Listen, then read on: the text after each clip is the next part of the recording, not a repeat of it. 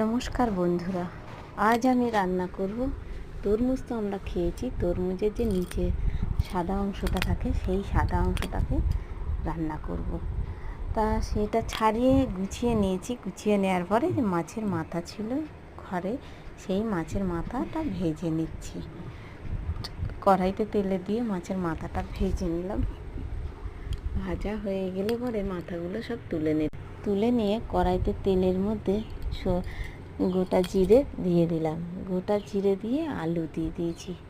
আলুটা দিয়ে অল্প করে নুন হলুদ দিয়ে ভালো করে ভেজে নিলাম। ভাজা হয়ে গেছে। এবার আমি সেই যে তরমুজের সাদা অংশটা ছাড়িয়ে রেখেছি সেই অংশটা আলুর মধ্যে দিয়ে দিলাম। দিয়ে এদিক ওদিক করে খানিকক্ষণ নাড়াচাড়া দিয়ে ভেজে নিয়েছি। ভাজা হয়ে গেলে এবার আমি পরিমাণ মতো নুন, হলুদ, জিরে গুঁড়ো সব কিছু দিয়ে কষিয়ে নিলাম। ভালো করে কষিয়ে নিয়ে এবার দেখুন কি সুন্দর ভাজা হয়ে গেছে। তারপরে এবার আমি জলটাও দিয়ে দিলাম।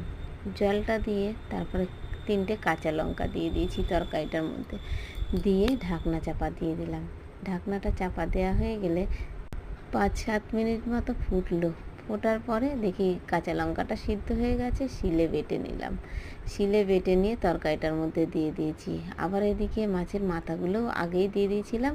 তারপরে ভালো করে সিদ্ধ হয়ে নরম হয়ে গেলে পরে আমি মাথাগুলোকে একটু একটু করে ভেঙে দিলাম হাতার পিঠ দিয়ে।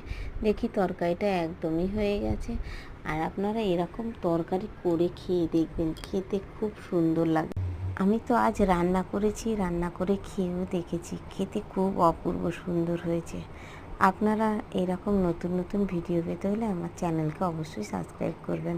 আর নামানোর আগে জিরে গুঁড়ো দিয়ে আর গরম মশলা গুঁড়ো দিয়ে নামিয়ে নিয়েছিলাম। সে অসাধারণ হয়েছে খেতে। আপনারা এরকম আবার নতুন নতুন ভিডিও আসবে, দেখতে থাকুন। লাইক, শেয়ার, সাবস্ক্রাইব, কমেন্ট করতে ভুলবেন না।